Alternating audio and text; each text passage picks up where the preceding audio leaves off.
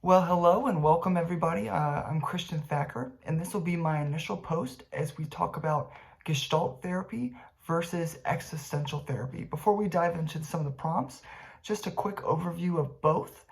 With existential, we find that one of the main goals of therapy is to help the client finding a meaningful and authentic way to exist.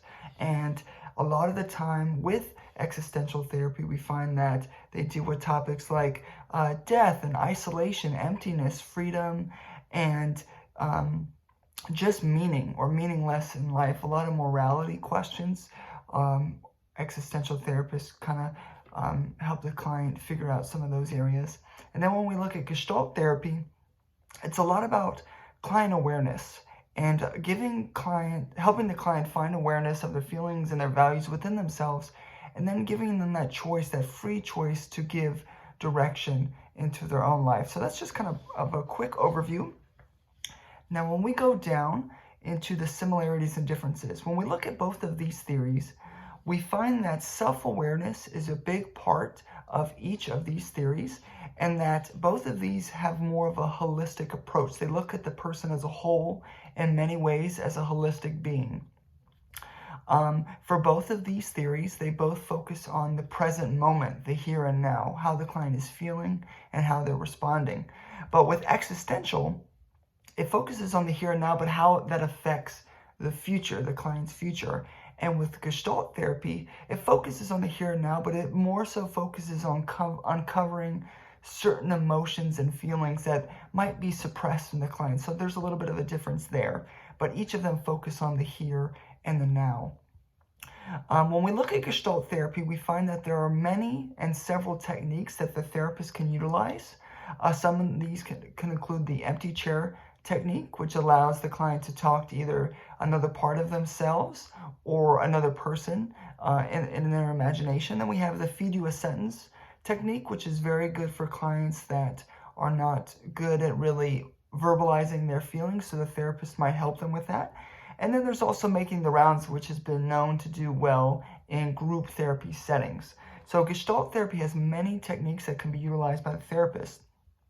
With existential, it's kind of the opposite. There's a focus on purpose and meaning for the client, but there's not really many techniques that are utilized. It's very heavily, the foundation is with the therapeutic alliance between the therapist and the client, but there's not really many techniques that are utilized.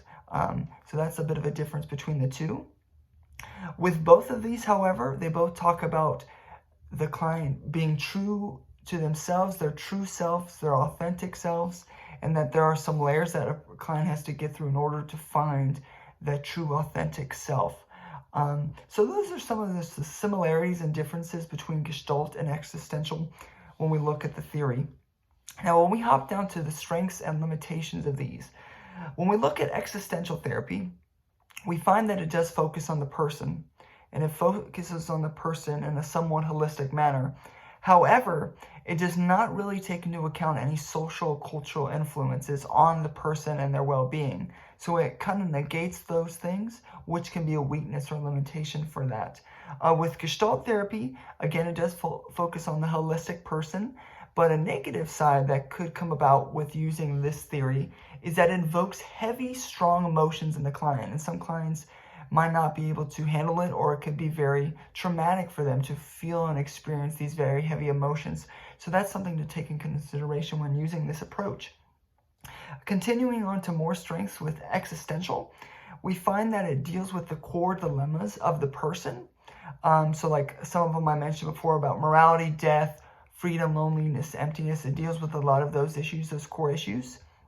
The therapeutic relationship is foundational and fundamental in this approach, kind of like person-centered therapy. That care and that warmth is super important for this particular theory and therapy to work almost like person-centered. And this works well. This type works well with clients that are at certain life points, making certain life decisions or life transitions. This approach might be good for them to help them make those types of decisions when making important life changes. Some more weaknesses to existential is that it's too vague. There's not a lot of techniques.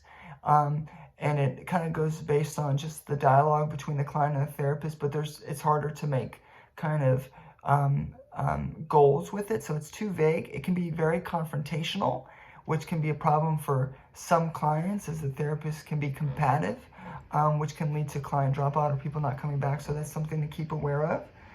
And then, again, it kind of points to the fact that there's really no therapeutic structure. Sometimes there's no end goals or no techniques.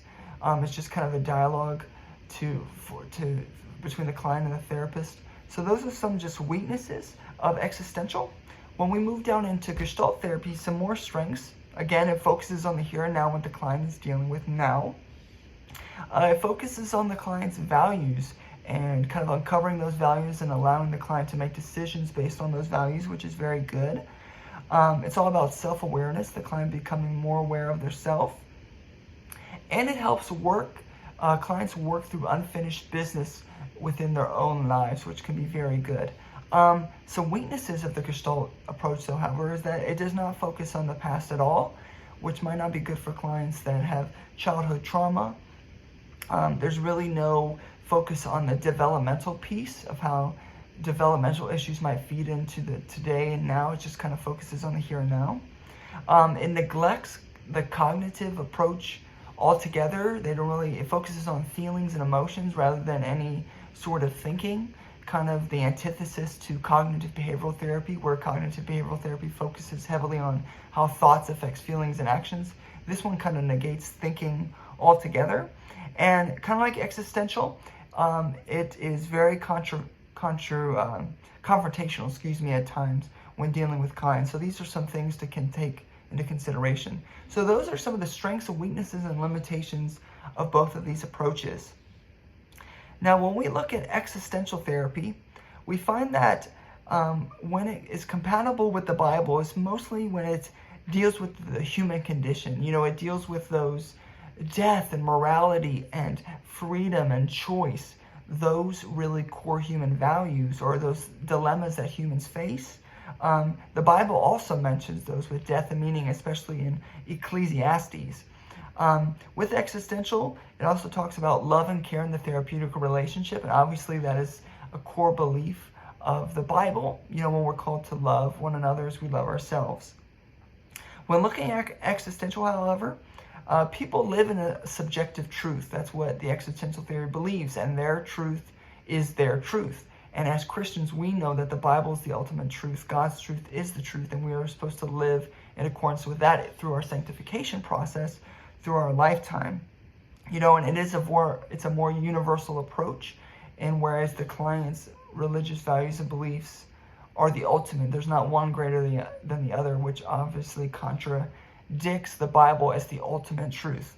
So that's kind of some for existential, the differences and compatibilities with the Bible. Now, when we look at Gestalt therapy, it heavily focuses on the free will and the responsibility of the client to have direction over their own lives, which obviously in the Bible we are given free will to do as we please. Obviously God's will is perfect, but he gives us a choice. And that's very similar in Gestalt therapy when the client has the free will and the responsibility to make their own choices. Also with Gestalt therapy, it's been found therapeutic to be less focused on oneself and more focused on others to find meaning in life. And obviously as Christians, we know that through our own interactions and through the Bible that it can be very fulfilling and very joyful to put the needs of others first, just like Jesus did, as we're called to do. And then again, it just talks about being real and authentic. And as Christians, we're supposed to be real and authentic. Some weaknesses as it compares to the Bible is that it focuses on the here and now, but it also neglects or even negates a hopeful future, kind of how us as Christians are hopeful for the future because of our identity and our hope is in Christ. There's none of that in this approach. And for the most part, it has a positive human view on the nature of human beings, whereas Christians, we understand that humans are sinful, and because of sin, they can do evil acts. So there's a little bit of a contradiction there. So that is kind of the overall compatibility with the Bible and how they compare and how they differ to biblical principles. Now, lastly, let's look at psychopathology and the limits in creating client outcomes. So when we look at existential therapy, it believes that lying is the root to all problems. You're lying to others, or you're lying to yourself in some kind of way. And this idea might sometimes negate behaviors that need to be addressed, or it might focus too heavily on morality and avoid other areas, like I mentioned earlier, cognition. There's no technique. There's not really technique-oriented or goal-oriented, which could make it really hard to set goals and outcomes for clients, and with it, lying being the basis of all problems, or the root of all problems for psychopathology, it can negate some of those other areas, like chemical imbalances or behavior issues or developmental issues that might be feeding into psychopathology. So that's for existential. When we look at Gestalt, we find that some of the weaknesses is that, again, it could be too confrontive, that some clients might not do well with the therapist being very combative with them. That's why it's important to do it in a warm and safe way, kind of how Carl Rogers in person-centered therapy puts it.